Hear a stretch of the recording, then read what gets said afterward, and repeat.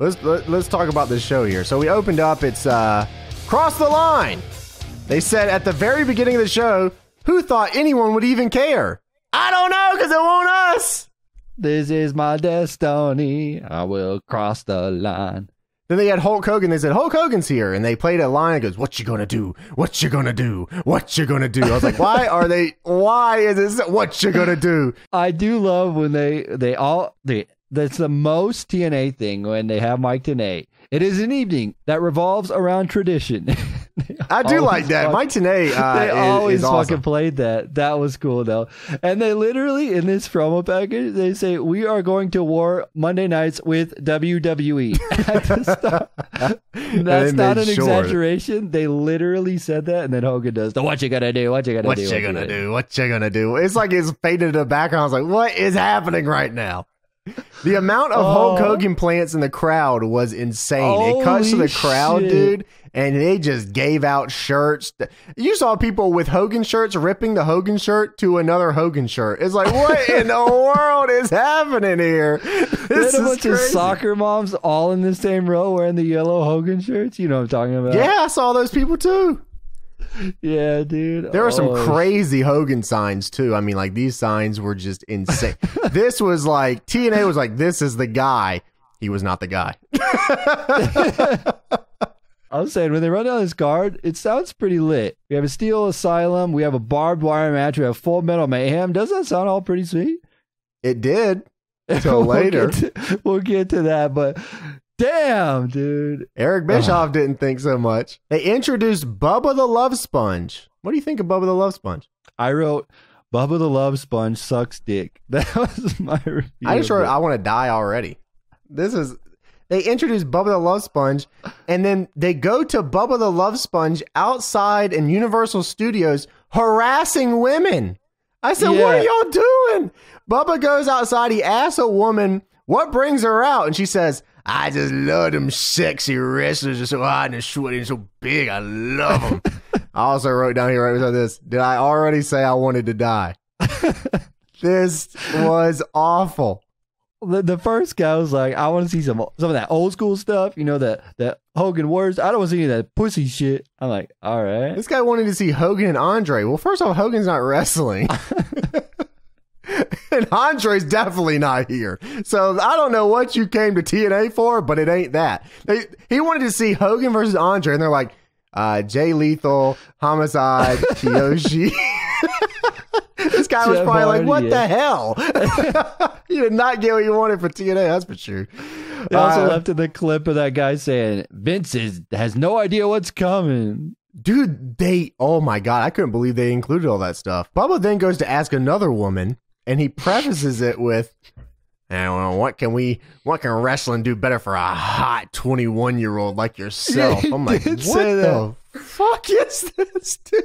Dude, they had this guy, and he was going, Hulk Hogan, he's coming to TNA, WWE sucks, I'd follow Hulk Hogan into the gates of hell. I was like, what the hell? He did say the gates of hell. He would follow Hulk Hogan to the gates of hell. Well, I guess he got that right.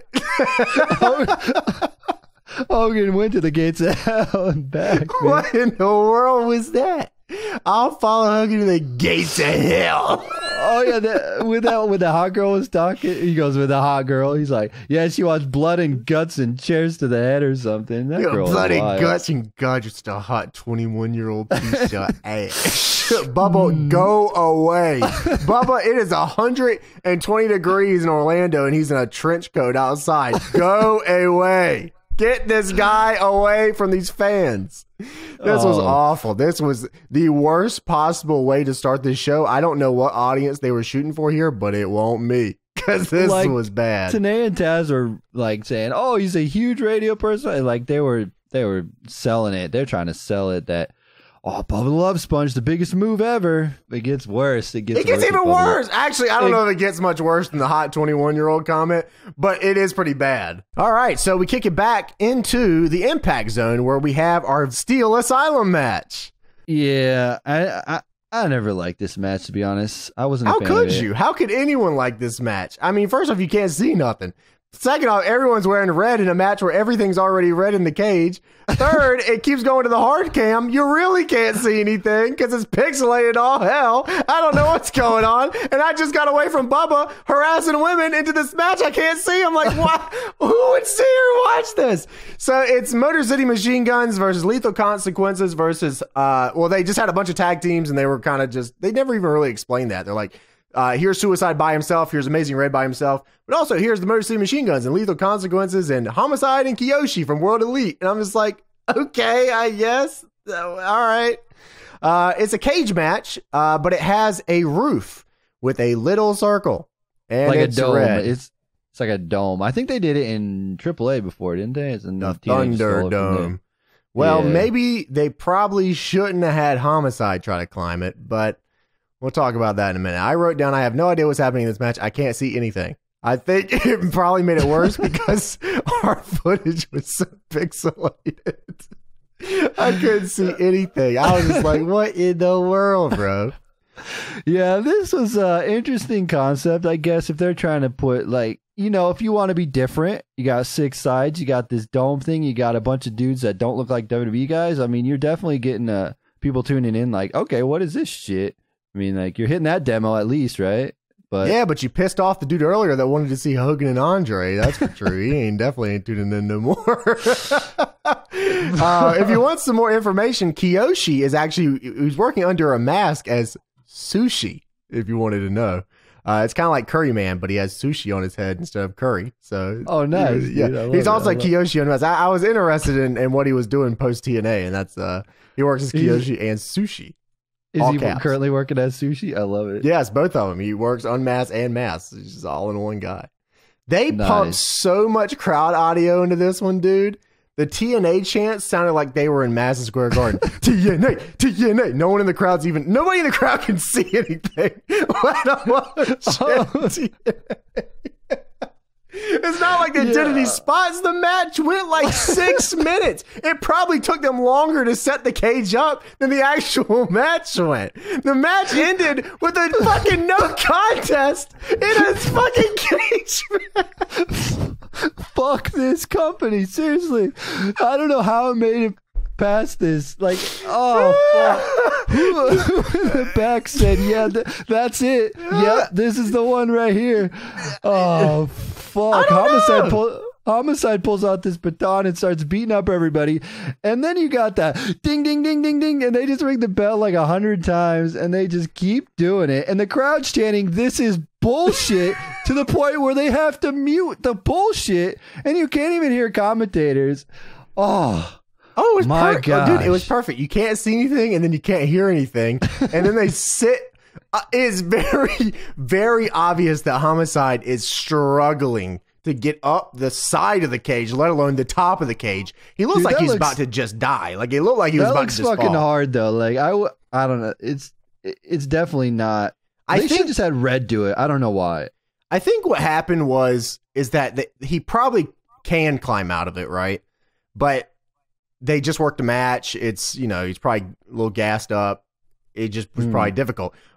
But why did you sit there with the camera on him as he struggles? And then he fell off the top of the fucking cage. When he got to the top, he just said, screw it, and took a back bump off the top of the cage. They tried to at least Suicide noticed. He's like, oh God, he can't get to the top of the cage. So they started climbing to shake him down or whatever. Yeah. I think they yelled at one point. They're like, yeah, we should all just climb because he can't get out. And then he just fell. Like you said, it was really hard to watch. They had the camera on him way too long. So just like, all right, what's going to happen? And then I think what I am guessing the spot was supposed to be, he was supposed to get out of the top and then Hardy would climb it and beat him up top maybe. I don't know. I actually don't know what would have happened if he got out of that cage. Honestly, I really don't know what would have happened. Well, because at the end they have that shot of Hardy sitting at the top of the yeah, dome but would he have taken a bump off the top of the cage? He probably would have bumped on all the guys down there, but who knows? No, outside the cage. Okay, let's explain this then. Okay, so I was watching this back and like, wait, how did Homicide get out of the cage? Because it was all locked. They had to open it up for Homicide to get out there as Jeff Hardy comes in through the crowd. And then Jeff Hardy ends up just giving the most wicked chair shot to the head of Homicide. And that was probably just like Bischoff or somebody back there. Just fucking clobber this dude. And then I think he got canned. Didn't Homicide get fired like shortly after this? I don't think he worked too much longer after this. Yeah. He didn't do very much. Hernandez was already moved on with Matt Morgan, and Homicide was just kind of hanging out in World Elite at this point. So, yeah. So then Jeff Hardy does a thing. He goes up top. He sits on the cage. They show the TNA thing. That's a pretty iconic shot, though. Yeah, that was so. The Jeff Hardy thing wasn't bad. You know, he comes through. No, that was cool. Yeah, I like the, like you said, the chair shot was dope. I mean, Homicide took that one too. I mean, Jeff kind of just tossed it at him. Then he climbs down the cage, and that was cool. I did like that. That was a good visual. But boy, the Steel Asylum has got to be one of the worst matches in TNA history ever. I would actually love to hear Austin's because he was in the match, and I would love to hear what his reaction to that whole fucking match is, because that is so ridiculous. That whole thing made no sense. It was, dude, it was just hard to watch. Like, seeing it, and then with Homicide up there, it's hard. It's like not a good TV match at all. So, well, Eric Bischoff also said that if he could fix one thing about his WCW stuff, is that he would care more about the finishes to matches. And then the very first match in this TNA thing is a no contest and a steel cage match. What do you mean? This was they didn't even get to do anything cool. Like, no one did any cool spots or anything. It was just you think Red would have done something off of it, or Suicide, or anybody, like, whatever. They kicked it off with this. Jeff Hardy's here. That's all that matters. At the end of the day, that's the big thing here. Jeff Hardy is here. Jeff Hardy goes backstage and he sees Shannon Moore, and he's like, "What's up, dude?" You can't hear what he's saying because the music is so loud. Could you hear him? Did you know what he said? No, I don't know. I have no idea. So I got no clue what he said because the music was just cranking. They are cranking he was like congratulating Jeff Hardy or something. It looked like he was. He was dapping him up, and he was like, I can't hear him because Jeff Hardy's music is blaring.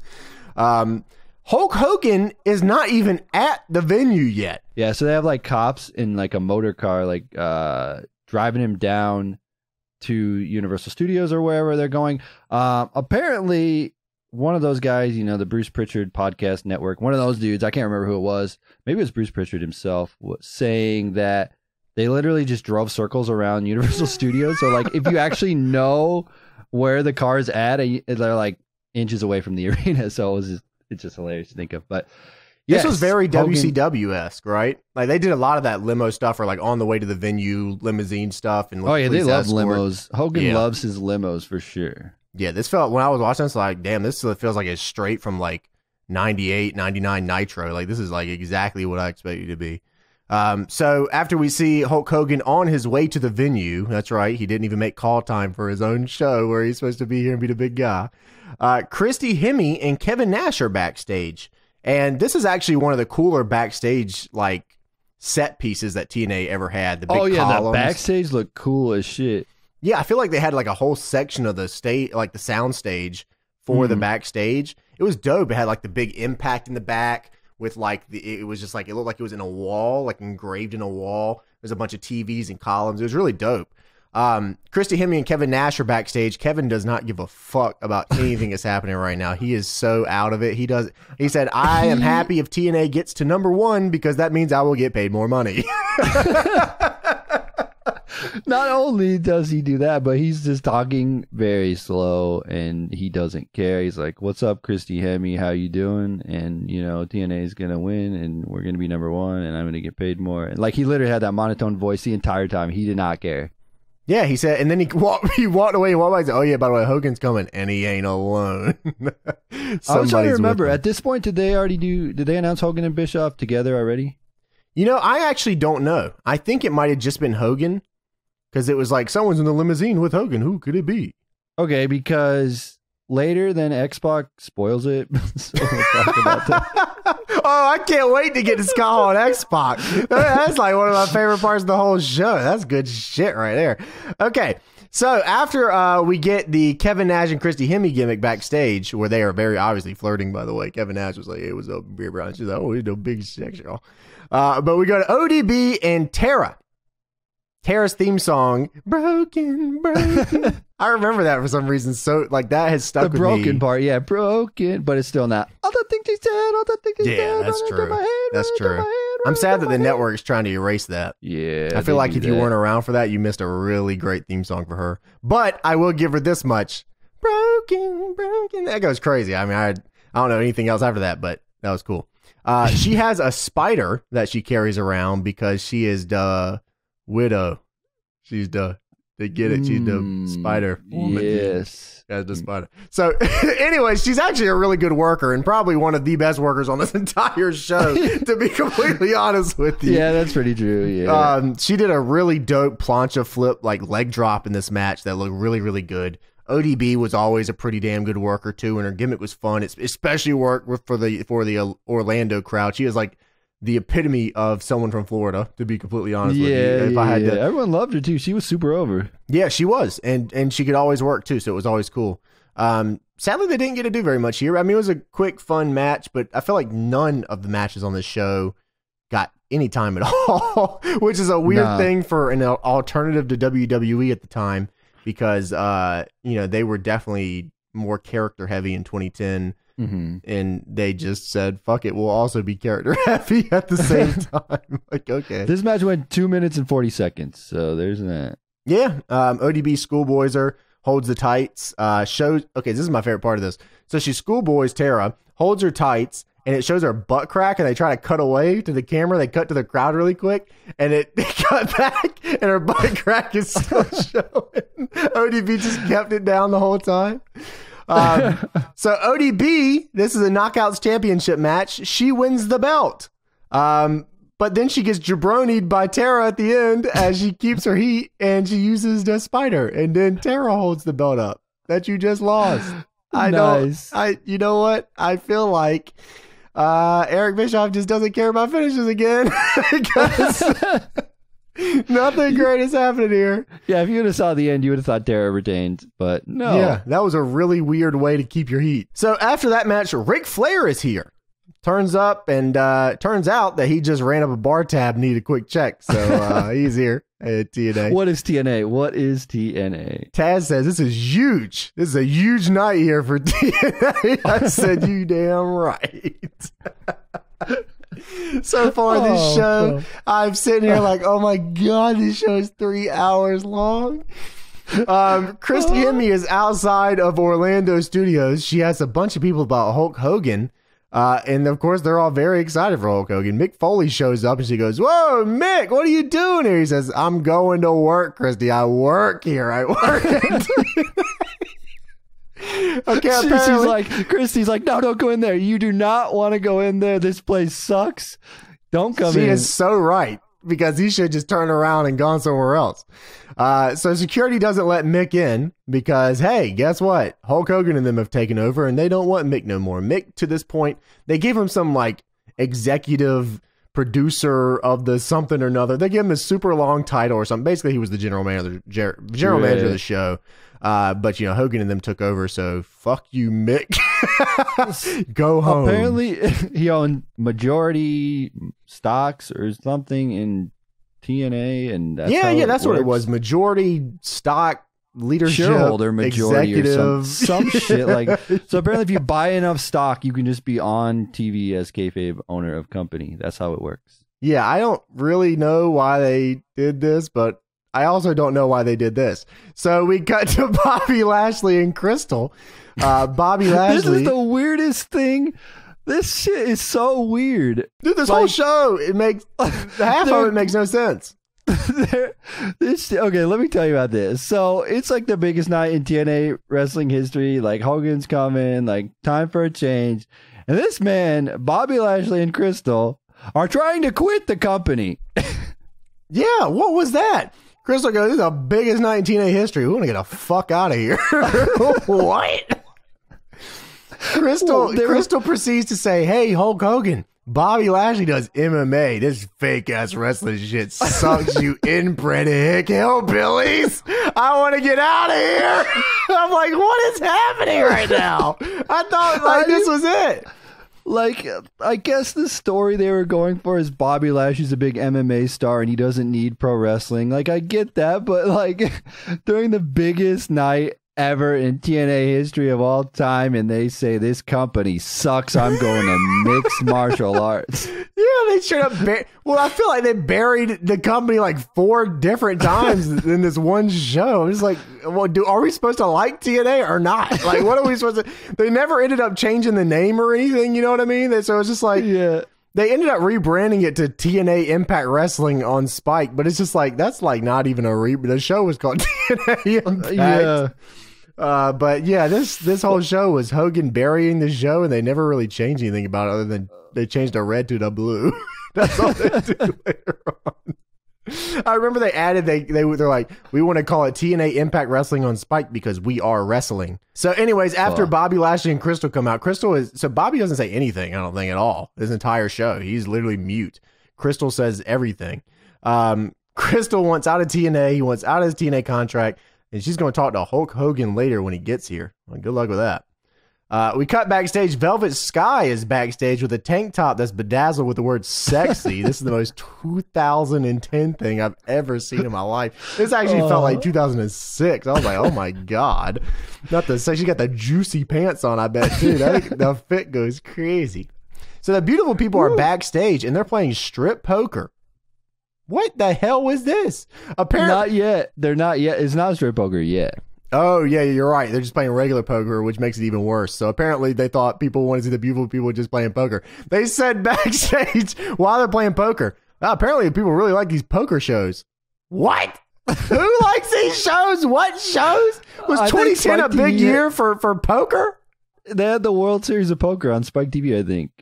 What was that show pulling like 0.8 ratings? Or like, this ain't goes great. People are craving it. Well, the crossover poker fans are going to tune in to see the beautiful people play poker backstage. They don't even know how to fucking shuffle the deck. Well, TNA had poker. They had bull riding at one point. They had NASCAR. They went to hit all those demos. So, you know, nothing out of the ordinary for TNA. Oh, my God. So next after this, God, the show keeps getting better. Scott Hall is here, and he is shoot drunk. Backstage with Six-Pac. They're not allowed in the building. Of course they're not allowed in the building. Scott Hall just straight goozles one of the security guards. I mean, this was a shoot. He grabbed him. He's like, you piece of shit. He grabbed him by the neck and put him against the wall. Oh, my God, dude. We're here. Hogan's in the building. We're here, guys. Let's go. That's exactly what he said. And exactly like that, too. You felt the same way. He was definitely like, yeah, he shimmied, was right? Dude, him and like, I don't know if they were playing it up or if like this was a deal. Like, Waltman was stoned out of his mind. Hall was drunk out of his mind, and they're just coming here. Yo, what up, Hogan? We're here. Let's go. We're here to party. Shimmy, dude. Yeah, we're ready to party. Let's go. So we cut back. Someone's in the limo with Hogan now. Apparently someone got in and out of the limo or something. I didn't see it, but somebody. No, there was a limo and another limo pulled up, and a guy walked across from one limo to the other limo. And why? I don't know. How ridiculous is that? Why couldn't they just say there was 2 people in the limo the whole time? Whatever. So anyway, Scott Hall's fucking somehow made his way into the building. He's stumbling through the crowd. Him and Six-Pac have come to watch TNA. Hogan shows up. And he is here with all the pyro they could muster up, dude. This dude comes out and the building explodes into 1,000,000 pieces. I mean, sparklers were going off in the crowd. People were going nuts. This is the biggest night in TNA history. This is so Cody big. Pyro was bad. This is insane. It's so big that Bobby Lashley just wanted to leave. He goes, what's up, TNA maniacs? I said, oh, hell no, I'm out of here. I don't want to watch this shit no more, bro. At least it's not TNA-ites. Yeah, you're right. But TNA maniacs is pretty bad. I feel like he was, I mean, this literally was the most bullshit Hogan promo I ever heard in my entire life. Man just came through and said, something, something maniac, something, something, we're the future of the business. It was literally just nothing. Scott Hall and Six-Pac, of course, are sitting in the crowd and wait a minute, they got something to say. They're going to hop the barricade and come talk. And Hogan's like, yeah, you know what? Whatever. Come on in. Who cares? I don't even know what I'm doing here. Before this, when Hogan first got there, and he was doing all this stupid shit about, oh, I'm Hogan, whatever. He said, I've been in the back all day, brother. I'm like, what the fuck? You just Did got he say there. that? Yeah, he said, I've been in the back all day, and I've seen all these awesome wrestlers and the future of the company and old faces and new faces. I don't know what he was saying. He was just saying a bunch of stupid shit. But he did say, name one of those wrestlers backstage. Suicide, brother. That's TJP the entire time. You talking about my man Brian Knobs. Yeah, he's backstage. You son of a bitch. He said, I was in the back all day, brother. And I'm like, you just got here. We saw it. So Scott Hall stumbles in the ring and goes, hey, yo. Scott says, I want to get paid a lot of money. He's not even hired, by the way. He's not even supposed to be here. And Scott said, I'm looking to make a lot of money. And Hogan literally says, different era. I said, you son of a bitch. All goes, we got big paychecks and big parties, brother. And Hogan goes, it doesn't work that way. Different era, brother. Boom, boom. Yeah, I don't know if you knew this or not, but TNA at this point didn't have a lot of money. So I don't know where they thought they were coming into here. It was a soundstage in Universal Orlando Resort. So I don't really know where they thought they were, but maybe not in the right place. Hogan says, it's time to do the right thing for this business. I literally wrote my notes. Oh my God, fuck off. Because Hogan literally left TNA with Dixie Carter off his leg, begging him to stay.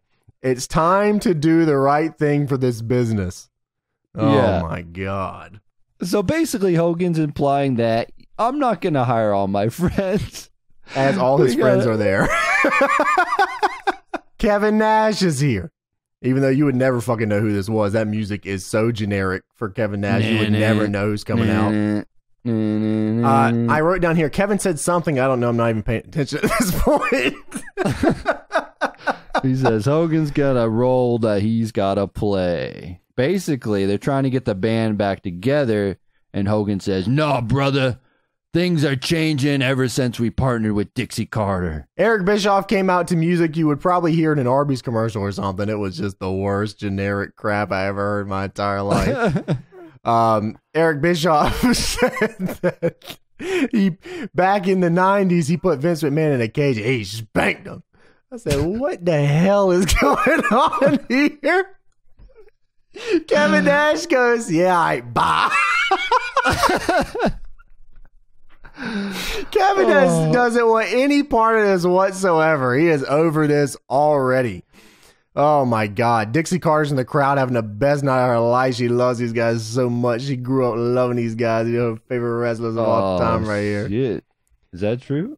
Yeah, I think so. Dixie said everybody always said Dixie was a huge mark for Hulk and the Outsiders. So there you go. So Eric Bischoff and Hulk Hogan say everyone has to earn their spot here in TNA.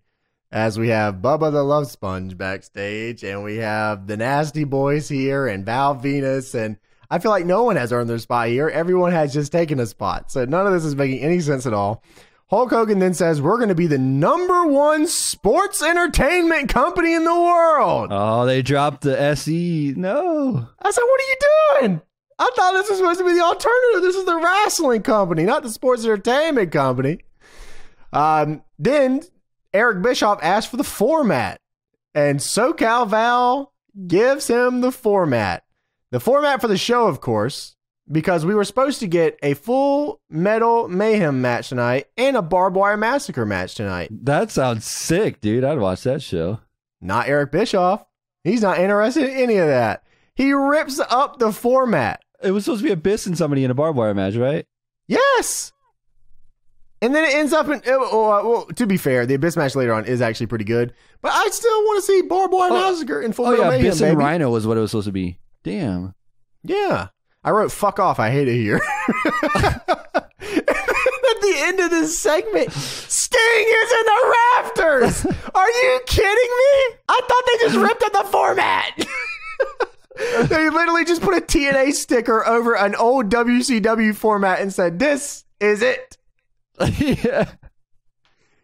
That's true. Sting was literally in the rafters of Stage 21 in Universal Orlando Resort. Get your ass down from there.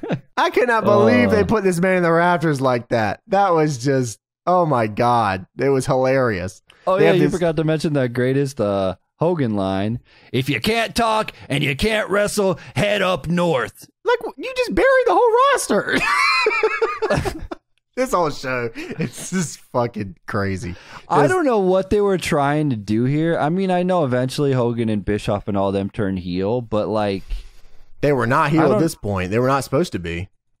Yeah, you should just be like, hey, TNA, this is the future. Everybody here is awesome. All these people are cool. Let's go forward. This is going to be great. Like, that's how you sell it. Not, if you can't get on board, get the F out. We don't like you. Yeah, this whole thing was weird, and it actually gets even weirder later on when Jeff Jarrett shows up. Oh my god!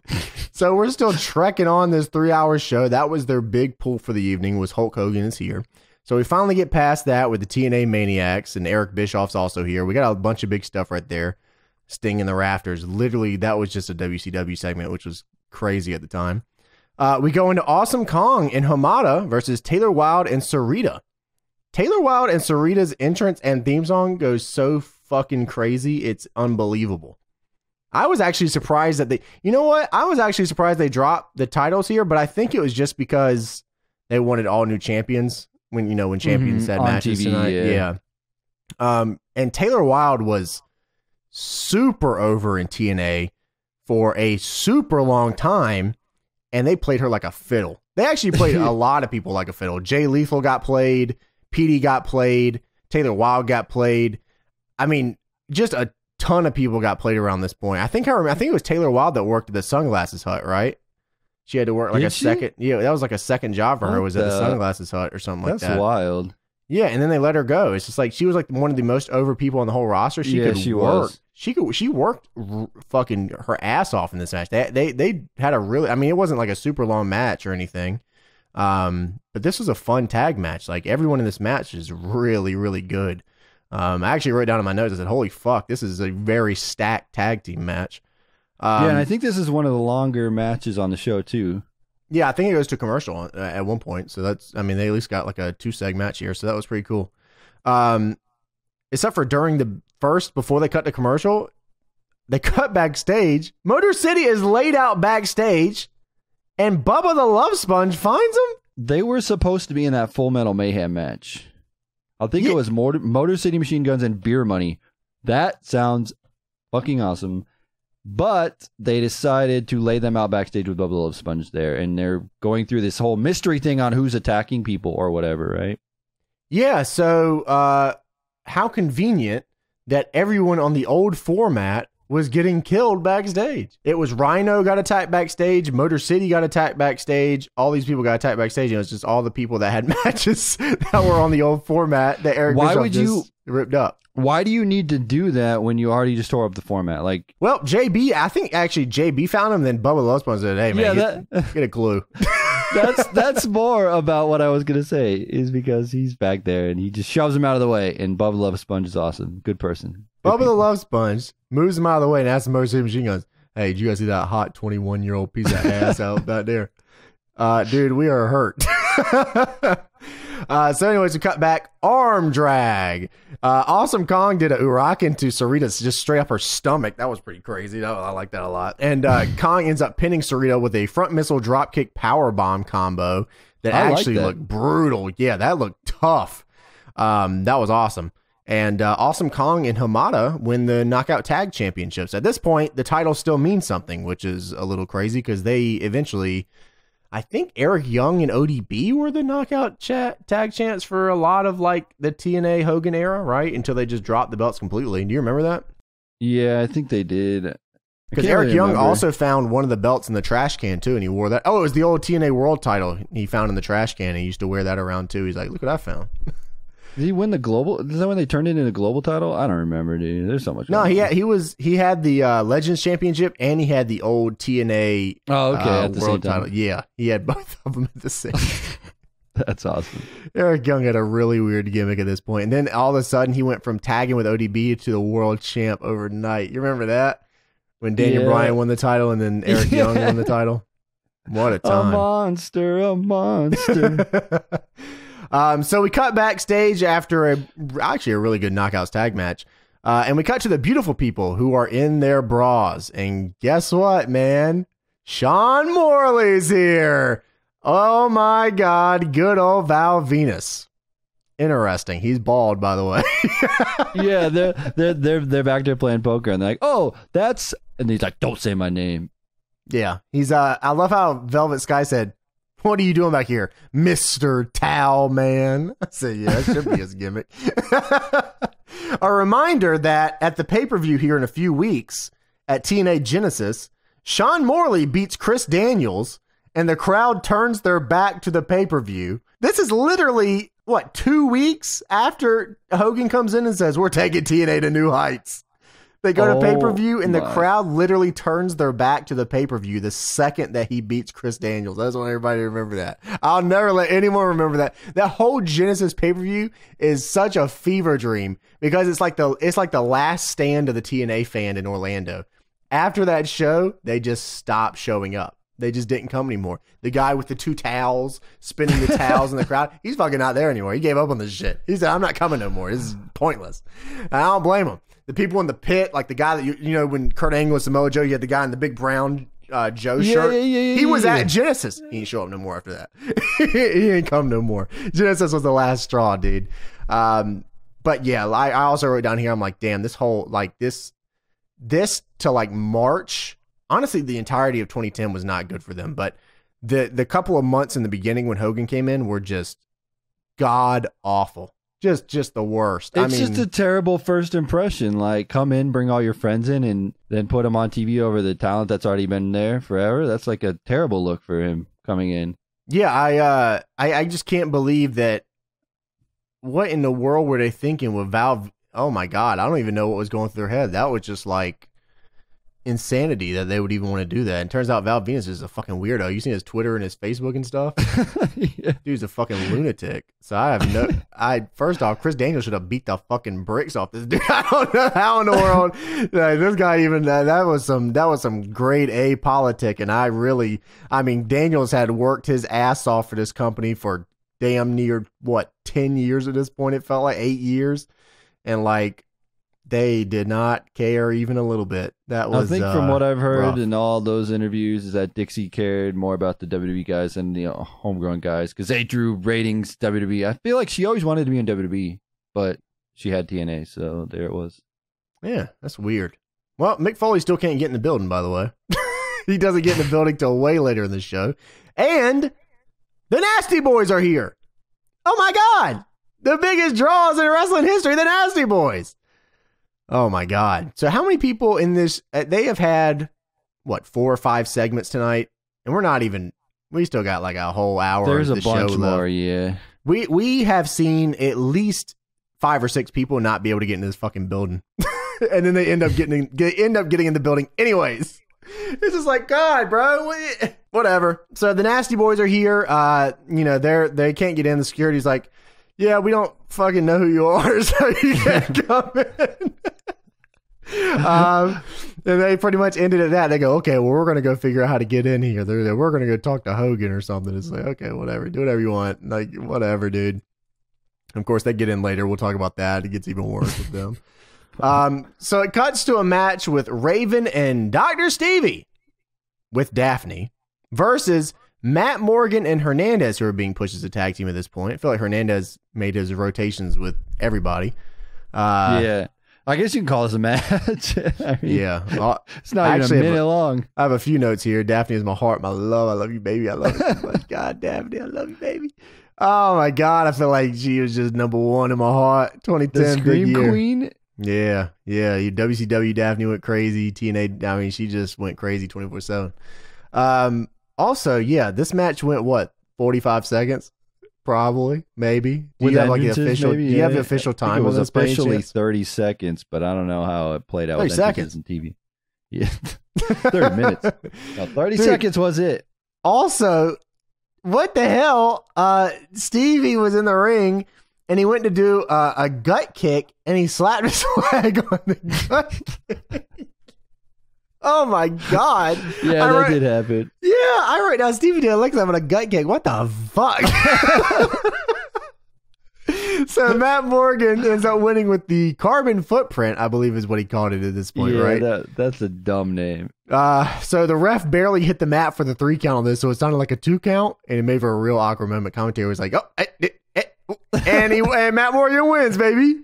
I said, how in the hell did you blow a match that was 30 seconds long? You got to be kidding me. By the way, they were Raven and Dr. Stevie in this Daphne thing. That was it. This was it. They never did anything with this, I'm pretty sure, after this. They had already kind of run this angle with Abyss and everything, I'm pretty sure. If I'm remembering the timeline correctly. This doesn't get a lot of love. And it probably should have. I mean, Dr. Stevie was a fun character for Steven Richards, especially for a guy that, had pretty much been characterless since the BWO. So it was kind of cool to see him get something new. And they're like, whatever. We got our man's the Nasty Boys here. We don't really need this anymore. Until they did the ECW reunion thing, then they had Raven and Stevie. Oh, yeah, the Hardcore Justice, yeah. Yeah. So the Pope is backstage with Christy Hemme, a shining light in the darkness of this show here. The Pope is my guy. Another guy that got... something, Daddy. The Pope is here tonight. He's a good promo, man. I do like the Pope. I always like the Pope. He got played by TNA too. That is true. He should have been another guy that could have went far. God, he got played by TNA. He even called Desmond Wolf a wanker. I said, damn, bro. In it. Orlando Jordan comes up. He's drinking a 5-hour energy drink because tonight's TNA is sponsored by 5-hour energy. He said, Hulk Hogan invited me. And the Pope said, what the fuck? And he said, yeah. Hogan did invite me. He said, okay then. He said, yeah, Hogan invited me. He said, okay then. He heard you the first time. He then said, good luck, kid, to the Pope. And then I think I heard this right. The Pope called him Whoopi Goldberg. I think he said, you are Whoopi Goldberg. I think Orlando Jordan said, you remind me of a young me. And I said, not at all. And the Pope said, you look like Whoopi Goldberg. And he said, Pope has spoken. This was awesome. This is a really good backstage segment. The Pope is pimping for real. Yeah. That's for true, 100%. Pope has spoken. I was like, damn, he had all the gimmicks. I would like to say thank you to the Pope for giving Okada his gimmick because we got a lot of stuff out of the Rainmaker stuff. So I appreciate that. We got Desmond Wolf versus the Pope.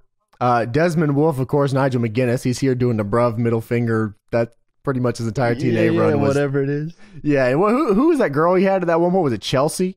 Desmond Wolf and Chelsea. Yeah. I think he gets her. I can't remember if he gets her earlier or later. I think it's a little later because they do the stuff with Ric Flair and the Fortune fucking bullshit. Yeah. Pope had the Rainmaker gimmick where the money Okada said, gimme. Okada is a big Pope fan, if anyone wanted to know. But this match, they don't really do anything. They kind of wrestle around for a minute and then Pope rolls up Desmond Wolf. It was a fun little match, but they deserved way more than whatever the hell they got here. Desmond Wolf, I feel like, was a guy that would have gotten a lot more if Hogan and Bischoff and them didn't come in. Like, I felt like he was set up because the audience TNA had before Hogan and them came in was like super big on Desmond Wolf, and he was getting pushed too. Like, I think he had already had the matches with Angle and stuff too at this point, so he had been getting pushed pretty hard. Yeah, that stuff put him over. The stuff with Angle really put him over. Yeah, absolutely. So after that, we have Jeff Jarrett. Guess what? He's here, and he's going to cut a promo here in a minute, and it is something else. But first, we have Bubba the Love Sponge, who's here again, and he is looking like a real fucked up guy with his leather jacket gimmick he's got on his trench coat. I don't know what's going on. Anyways, JB Jeremy Borash, was that this one, or was it the previous one? That was the previous one, I think. That was the previous one. Because I think Bubba the Love Sponge said, I'm taking over from here. I wish he didn't. I wish JB would have taken back over because I fucking can't stand Bubba the Love Sponge. This guy's a real creep. Rhino got taken out backstage just like Motor City did. And Bubba said, yeah, anyway, about that girl. Get this guy out of here. Bubba the Love Sponge, like poking dead bodies. He's like, hey, look at this dude. What's he doing here? Yeah, I guess we should get some help. Probably. Okay, Rhino's knocked out. Cool. Good job. Great journalism. This was bad. This is bad. Okay, so I don't know if your video messed up here on this AJ Styles promo. Did it? Yeah. Okay, so the video we were watching for this, I could not see AJ Styles, but I assume he's very excited because he sounded very excited. AJ Styles cut a promo backstage. He just literally sat on a shitty picture of Hulk Hogan for the whole thing. AJ said, I'm so excited, man. I'm going to have this world championship match against Kurt Angle here at Genesis. And then Eric Bischoff says, nah, fuck all that. You're going to have the match tonight. He's like, okay. I don't know what in the world. Eric Bischoff, I don't know why he did this. But they end up having AJ Styles versus Kurt Angle tonight as the main event. I feel like you could have saved this with a pay-per-view, and I don't know, maybe you done, a Full Metal Mayhem or a Barbed Wire Massacre match, and you would have done the same ratings, but okay. Interesting decision here from Eazy-E. And then we move on to the Jeff Jarrett promo. The gem in the show here, let me tell you, if you had any faith that this was going to turn out positive, like this whole Monday Night thing, this just kills it right here. All of this done. Dude, this was the best part of the show. I was like, oh my God. I don't care what anyone says. Jeff Jarrett can cut a damn good promo. Jeff Jarrett is awesome. We need to... There's too much Jeff Jarrett slander. Jeff Jarrett is awesome. Yeah, he Slapnuts was over. I had a Slapnuts t-shirt back in the day. Don't piss me off. Dude had a good gimmick. Everything he had a bunch of cool catchphrases, and he cut a good promo here. But I don't know if you knew this or not, Tony, but Jeff Jarrett founded TNA. I don't know if you knew that or not. I never heard of that one. Yeah. I've never heard that one. I actually wrote down and said, damn, Jeff cut a better promo than Hogan did, and he was just by himself. It was just Jeff Jarrett. Dixie was watching this pissed off, by the way, because Jeff Jarrett was like, I made this. And Dixie was sitting in the crowd like, no, the fuck you didn't. But it's true. I mean, without Jarrett, you had Dixie pumping all the money away. Well, you saw when Dixie took over what happened with that. Early on, Jeff was very much Jeff and his boys were very much the lifeblood of what TNA was. That's TNA to me, that Jeff Jarrett and his boys era. Yeah. Definitely. Jarrett cuts a pro TNA promo, and I'm not even kidding. It was like, we've gotten so far with TNA. It's been such a good time. We've had a lot of good memories. I'm excited with this roster of guys we got right here. It's going to be a really good time into the future, and we're really going to take over the professional wrestling world. Yeah, Monday nights are going to be awesome. It's going to be the greatest company in the history of pro wrestling. And then Hulk Hogan comes on the Titantron and says, shut up, bitch. So what is happening? Hogan comes on the Titantron and he says, well, guess what? You ran this company into the ground, Jeff Jarrett. You absolutely suck. And I'm like, what the hell is going on? He just got a promo that said this rule. Goes, boo. They booed Hogan. Everybody hated it. Yeah. Yeah, they booed Hogan, and when he's supposed to be the big announcement, huge baby face here, because Hogan came on the Titantron. He said, "Whoa, slow down there, Jeff. All right, hey, this company sucks." You could tell that Hogan knew that he was going to get that reaction because every other segment that was like out there, he was out in that ring. But for this particular one, he knew it wasn't going to go well. He didn't want to show his face in front of the fans. So he went on the Tron and said, you suck. Things are changing. This is my company. And he knew it. So he was a coward and he hid backstage for this. He literally cut a promo just to bury Jeff Jarrett. I was just like, what did you do this for? I feel like people go out of their way to do that.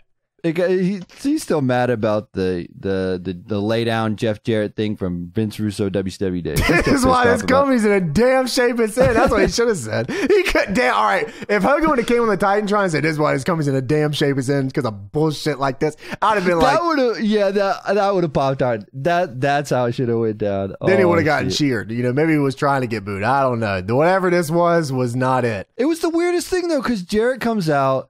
Everyone's going crazy. Thank you, Jeff. TNA. Like, we're the most pro TNA we could possibly be in the crowd. I'm feeling it. Jarrett's out here. Hogan comes out. You suck. Put your boots on and learn how to wrestle.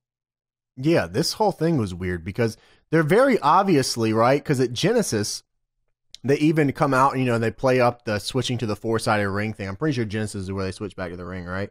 They're like, no more playpen ring, brother. Yeah. So they're very much still trying to be like the guys that are here to help the company move to the future and all that kind of stuff. Then later on in the evening, they beat up McFoley. You know, so like it's this very weird combo of them trying to be the good guys, but also trying to be the bad guys, right? Because Eric Bischoff even has a segment later on, and he's very much a complete dickhead. But then he comes out and they're like, we're going to take this company to the future. We're going to rip this up, do all this, do all that. But it's just like, I don't know where I'm supposed to, who are these guys and what am I supposed to feel here? You know? It reminds me of that Dixie Carter thing where they filmed her cutting I guess she was cutting a promo or just like having a locker room meeting. You remember that video they put online? Yeah, I remember that. She said, if you don't get with the changes, you can get out of here and go up north or something, whatever she said. Yeah. I don't know why. It was on like a whole episode of Impact. They played it on TV too. They're like, yeah, if you don't want to be here, if you don't trust us, if you don't think you can do it, then get out. And then it's like, yeah, okay. It felt exactly like that, but here. And like, if they wanted to do like the Bischoff Hogan heel turn thing, they should have done it like at least a different night and like let them just be like you should just like this episode should have just been like Hogan just putting over the entire roster and saying everybody on this roster is awesome and we're going to do awesome things, and then just let TNA be TNA, and that's it. Yeah, I'm looking at it right here. On February 18th, Hogan took Abyss under his wing, giving him his Hall of Fame ring, claiming it would make him a god of wrestling. Hogan made his in-ring return on March 8th, teaming with Abyss to beat AJ and Ric Flair, who were very obviously the heels here at this point. Right. Jeff Hardy returns and saves Hogan and Abyss from a beatdown. The story then became Team Flair versus Team Hogan, which was at Lethal Lockdown that year. And then on June 17th, he ended his thing when Abyss became a bad guy. And then they, slowly went into Immortal. So, yeah, I mean, he very much so was not supposed to be bad at this point, I don't think. But they could not figure out if he was good or bad. They were just kind of like calling it by ear, I feel like, most of these segments. It was really rough to keep up with throughout this entire show. Yeah, I totally forgot when Jarrett, he name dropped every cool. He's like, Beer Money, Motor City Machine Guns, Daniels, Joe, and AJ Styles are all sets TNA apart, and then Hogan comes on and says, "You suck. None of this matters." Motor City, Beer Money, fucking AMW, all this shit rules. I'm like, who the fuck are any of those guys? Literally all the coolest people that make TNA different than WWE. No, they all suck. You suck. This is my company. All right, cool, Hogan. Yeah, Hogan literally said, "Don't nobody care about Jeff Jarrett, and his company would be dead if it wasn't for Dixie. Shut up, you got no stroke." This man said, "You got no stroke." I said, "Fuck you, bro. I've had it with this Jeff Jarrett slander. I can't take it no more." He said, "Grab your boots and prove yourself." You know what? Go to hell. My man from the beginning of the show will meet you there. So after the Jeff Jarrett promo, we go backstage to Chris Daniels, who is getting some promo time. Well, you thought he was. Then JB interrupts him. And Jeremy Borash. Christopher Daniels just walks away. He's cutting his promo. JB interrupts Christy Hemming and goes, "Oh, we got some breaking news." And then Christopher Daniels just says, fuck it, man. I'm just going to leave. So he ends up leaving. JB says that Mick Foley is in the building. And then he walks away. And Mick Foley is in the building now. That's for true. This is right after Hogan says, of course, that all these guys that have been kicking ass and working hard and making a name in this business are going to get a real push, by the way. Christopher Daniels doesn't even get 5 seconds of promo time. He has a fucking pay-per-view match in 3 weeks. He gets no fucking time to cut a promo. And Daniels is a good promo. He is a good promo, too. It's just oh, my God. We were talking about that. Daniels is a guy who's underrated and deserves more credit for a lot of things in pro wrestling. I'm pretty sure at this point, too, they dropped the Christopher part. I think he was just Daniels. I'm pretty sure at Genesis, he was just called Daniels because they're we have too many people named Chris on this show. This was a really interesting time for Daniels. He obviously was not very much into this at all, and it was very obvious that the TNA crowd at this point was very much not so into Sean Morley beating him clean as a whistle at Genesis because I still can't believe that happened. Turned around. If you haven't seen that match actually from Genesis, you should actually look it up because it's hilarious seeing the crowd just completely revolt against the show. I think it's the first match on the pay-per-view. Oh, shit. That's yeah, awful. it's like, wow. Let me look it up real quick just to make sure here. TNA Genesis 2010. No, okay, so the very first match was Amazing Red and Brian Kendrick. And I believe that match was actually pretty good. Because Kendrick was just starting to get a push again here at this point, so that was pretty cool. The second match was Sean Morley versus Daniels. Just Daniels, by the way. And he beats him clean as a whistle in 9 minutes. And that was the end of that. So, I mean, you know, it is what it is. That sucks. Yeah, interesting time here. It also cuts to Jeff Hardy backstage painting. That was something. Shannon Moore says, you should sell these. Sure. Yeah, that was weird. Yeah. This is cool. You should sell this. All right. I don't know. Is he not making big money at TNA? Does he need to start an Etsy or something? I don't. Okay, yeah. Well, he says the big man called, right? Is it Shannon Moore says? Oh, yeah. He's like, oh, shit. He just leaves. He just quickly finishes up the painting and leaves it there. I was like, he signs it and leaves it. Yeah. So we move on to Samoa Joe versus Abyss, which was probably, I really enjoyed this match, actually. This was really good. I think as they actually said, this is the first time that Joe and Abyss had faced in a singles match ever. Was yeah, right that's then. That was it. This was Holy it. shit. And they just gave that away. They just said, here you go. What in the world? They also randomly, I don't know if you saw, like, there's no way you missed it in this match. They randomly put up a $39.99 Hulk Hogan trading card plaque thing, just plastered on the screen, huge. The graphic was the entire screen, and it stayed up there for like 2 minutes. I'm like, what the hell is this? Yeah. Oh, this was awful, man. I said, what, could you get this? I'm trying to look at this. There was no barbed wire in this match. God damn it, Eric Bischoff. Why was there no barbed wire? Bait and switch. The old bait and switch. You played me. Sting is also fucking in the rafters again. I don't know why. This guy's a creep. Yeah, I don't know. What a weirdo. So anyways, Samoa Joe and Abyss end up having a really fun match here. Probably my favorite match of the night, honestly. Joe ends up winning with a coquina clutch. And Abyss at this point was kind of losing his way, I would say. I mean, especially when they go into the Hall of Fame ring makes you a god of wrestling gimmick. Holy shit, that was fucking something. Yeah, I don't know what that was. That's probably, I mean, to be fair to this gimmick, it was definitely one of the more memorable gimmicks of all time. The WWE Hall of Fame ring gave TNA Abyss god of wrestling powers. Oh, but they just again, this Dixie Carter and her WWE love and how, WWE's better. You could tell. It was weird because this was smack dab in the middle of a time period where they said, we are better than WWE. Watch us instead. And Hulk Hogan says, you see this WWE Hall of Fame ring? Here you go. What in the hell? That was crazy. That was weird. We cut back. Eric Bischoff is backstage talking to some guy. He said, damn, this segment ran super long. And this guy's like, So Crystal walks up and she goes, Eric, Bobby wants to leave TNA. And Eric goes, you want a mint? I said, oh my God, this guy's no-selling Crystal. Crystal says she wants a meeting with Hulk Hogan. Eric says, grab a number and get the fuck out of here. I was like, man, this sucks, bro. Like, she can't, like, just let her leave if she wants to leave. We see Beer Money has been murdered backstage. Bubba the Love Sponge finds him and goes, hello? Are you guys all right? No, they are not all right. They are fucking bleeding backstage on the ground. No, they are not okay. And Bubba says, I kind of have an idea on who did this. Yeah, how does this guy know anything? Get this guy out of here. We know about Brian Knobbs because he's coming up next. The Nasty Boys are here again. Unbelievable.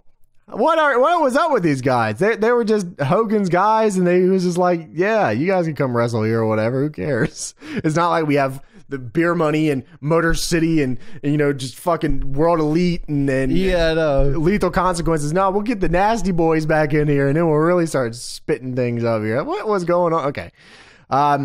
So the Nasty Boys have a real great thing here in a second. Kurt Angle's backstage with JB, and he said, I'm going to beat AJ Styles tonight. This was weird to me. Why did they not show Kurt Angle? I assume that they thought that they were going to pull WWE watchers to the show, right? I feel like Kurt Angle is one of the bigger names that they have. They didn't show this guy a single time until right now. He was like the biggest name. The biggest thing that happened for TNA was getting Kurt Angle at this point. Yeah, he was like the biggest name they had. And they didn't show him until literally this one segment where he said, I will win the main event. What the? So anyways, we cut away from Kurt Angle. It's Jeff Hardy, and he's in the parking lot, and these 15-year-old girls run up to Jeff Hardy, and he says, oh, and they go, I need his signature. He's, oh, I give you painting, and he gives them the painting, and then drives away in a Lambo. What was this? This was just on the nose stuff, because Jeff Hardy had always been seen as like the teenage heartthrob or whatever, and they were like, let's just make him the teenage heartthrob here. Jeff Hardy, I mean, they played him up the whole night, but I feel like they really forgot that like Kurt Angle was also a very big part of the WWE if they were trying to pull viewers. Like, I would have had him doing something all night, just be there. They could have even like baiting, like Kurt Angle's going to be in action. Like even put the graphic for that or something, or like Kurt Angle, like since they changed the format, they could have had Kurt Angle doing anything on this show before they changed the format to AJ Styles versus Kurt Angle, or even just announce AJ and Kurt Angle right at the top. Who cares? Anything more than just played them backstage. So we cut back. The Nasty Boys are in the building, and they find Team 3D's locker room. Team 3D are the New Japan Heavyweight Tag Champs at this point, and they're in Japan defending their championships. So they have the Nasty Boys go into their locker room, say they're in Japan. They're not going to be here for the biggest show of TNA's history. Those big fat pieces of shit. And I said, what in the world is happening right now? They were partnered with New Japan, and they were doing the job that they were asked to do. And they have the Nasty Boys go in there and bury them for doing their fucking job.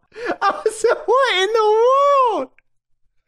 The Nasty Boys are like 400 pounds, and they go, Bubba Ray, that big fat bastard. Brian Knobs, are you kidding me? This was just unbelievable. So they start breaking up the room and spray painting Nasty Boys. Y'all are 40-something years old, bro. Get a job. I cannot believe that this is what they were doing. Unbelievable, man. It's also hilarious that the Team 3D has their own locker room, even if they're not there. They just in Universal Studios, you can go to the Team 3D locker room. It's always there. Not no more. It's the Nasty Boys locker room now. They buried them for doing the job that they were asked to do for the company that this company is partnered with. Just unbelievable. Obviously, Bischoff and Hogan did not give a fucking shit about anything New Japan. So, and at this point, TNA had already sort of mustered that relationship to shit. So, not like it was going to get any better. Did they have like a double tag team IWGP tag titles and the TNA tag titles and like a triple threat ladder match thing at one point? Yeah, they switched the titles to like British Invasion or something, and New Japan was like, what are you doing? And then they were like, I don't know.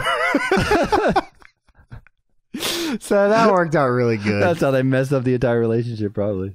Yeah. So apparently Team 3D was in an angle with Rhino and Jesse Neal. Okay. So at this point, just so you know. Perfect. But they just said, fuck that. Y'all are going to a feud with the Nasty Boys, which, by the way, the Nasty Boys beat Team 3D when they came back. And Jimmy Hart, they had Jimmy Hart show up. Yeah, this was... anyways. Yeah, not much to say there. So we get to the main event of the evening. Kurt Angle versus AJ Styles, a shining light. Once again, I love it. World's Championship is on the line because Eric Bischoff just wanted this to be a title match. I don't know.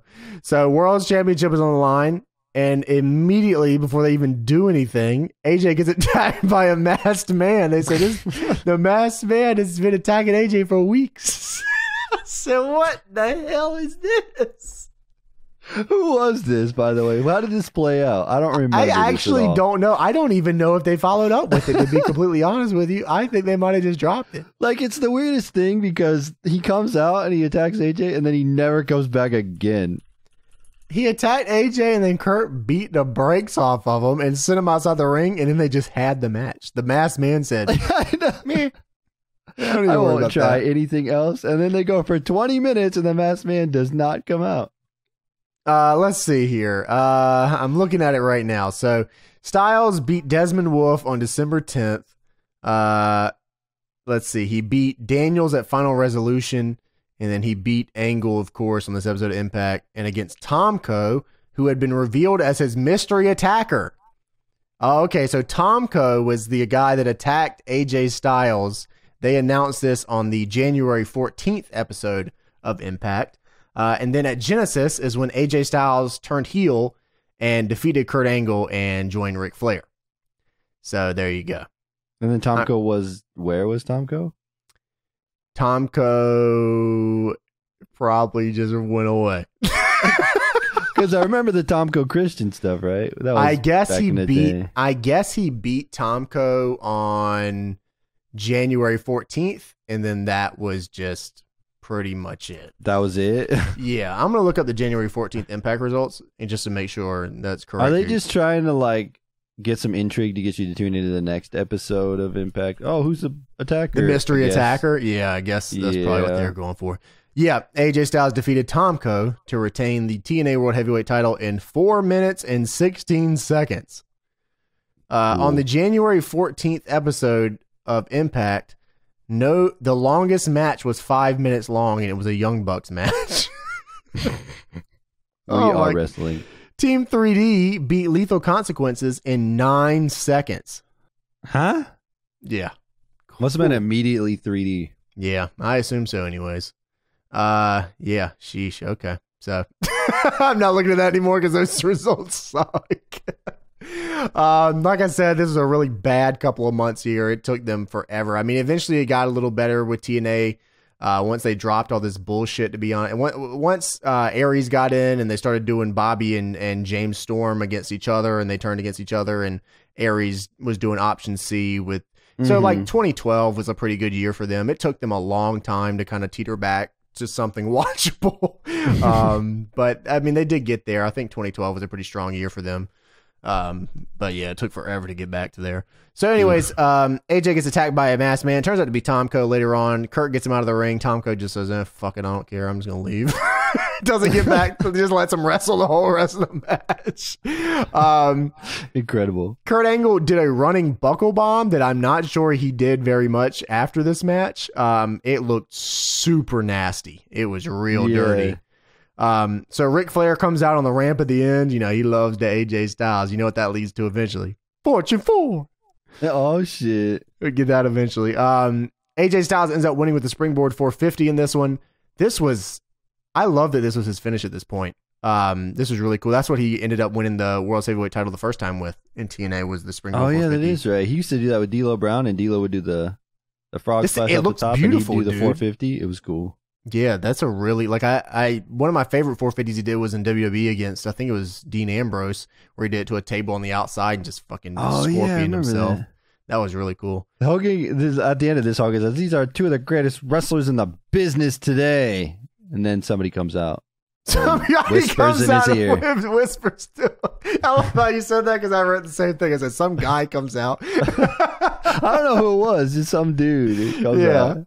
Some guy comes out and whispers, and he's like, oh, shit. So he starts running backstage. Mick Foley is running amok backstage, and he breaks in on the strip poker game, and the beautiful people are all stripped down, and Sean Morley is bald, and they get into each other's face. And I don't know what's fucking going on here. Some real fucking weird shit. Sean Morley got up in Mick Foley's face, and like, I don't really know what they were trying to do here. Foley gets up there, and he's like, "Where's Hogan?" And Morley should just be like, "He's in the ring." But Morley's like, "Down the hall and to the left." I'm like, what? He was doing this weird laugh, and he was like, "I'm not scared of you, Mick. I could beat your ass right now, Mick." And I'm like, what is that? First off, this is Mick Foley right here. Like, are you kidding me? Just unbelievable here. And Mick Foley was fucking world's champion like last year. What do you mean Sean Morley could beat Mick Foley? Mick breaks into Hogan's office, and Eric Bischoff is there, and he goes, "You son of a bitch, Eric." Mick says he made a promise to himself, I'm never working for Eric Bischoff ever again. He said, well, you ain't got to worry about that, you piece of shit. And all of a sudden, you got fucking Scott Hall and Six Pac, and they're in here beating the brakes off of Mick Foley. And then Hogan runs in the room and goes, hey! And it closes up real close on his face, and he goes, and then it cuts. That's it. That's the whole show. It was the closest shot of Hogan's beard, and he's just staring back and forth. We're trying to find out, is Hogan on his brother's side or not? And that was the 3-hour episode of Impact.